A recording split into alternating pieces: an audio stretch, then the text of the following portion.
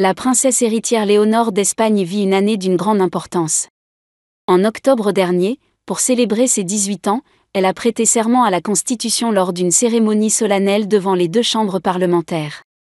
Vêtue de blanc, elle a déclaré solennellement « Je jure d'exercer fidèlement mes devoirs, de respecter et de faire respecter la Constitution et les lois, de respecter les droits des citoyens, les communautés autonomes et la fidélité au roi. » Ainsi, elle succède à son père, le roi Felipe VI d'Espagne, qui a accompli le même acte il y a 37 ans. De retour au palais royal, Léonore a reçu des mains de son père le collier et les insignes de l'ordre de Charles III. Elle a ensuite prononcé son premier discours en tant qu'adulte, déclarant « À partir d'aujourd'hui, je me dois envers tous les Espagnols, de les servir à tout moment avec respect et loyauté. Il n'y a pas de plus grande fierté.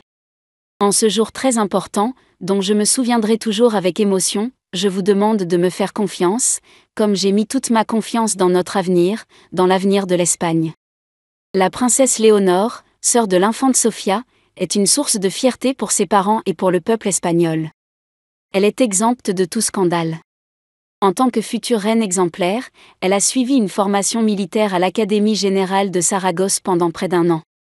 Le 3 juillet dernier, entourée de sa famille, elle a célébré la fin de cette expérience.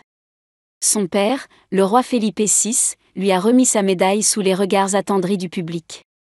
Bien que son parcours soit désormais terminé, la jeune femme de 18 ans n'a cependant pas droit à quelques jours de vacances. Le mercredi 10 juillet, elle a participé à la cérémonie de remise des prix de la Fondation Princesse de Gérone, qui récompense les jeunes talents. Sur scène, la fille de Felipe VI et Letizia d'Espagne a prononcé un discours qui a impressionné plus d'un spectateur. Léonore a alterné entre le castillan et le catalan pour raconter l'histoire des 6 lauréats du jour. Cette initiative a été très appréciée par les internautes, qui ont découvert son passage sur les réseaux sociaux. Les commentaires élogieux se sont multipliés, une princesse polyglotte qui apprécie la Catalogne et n'importe quelle autre partie de l'Espagne, impressionnant, elle sera la meilleure monarque après son père, spectaculaire, elle est géniale, très beau discours.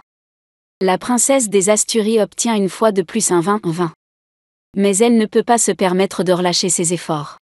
Ce vendredi 12 juillet, elle s'envole pour son premier voyage en solo au Portugal.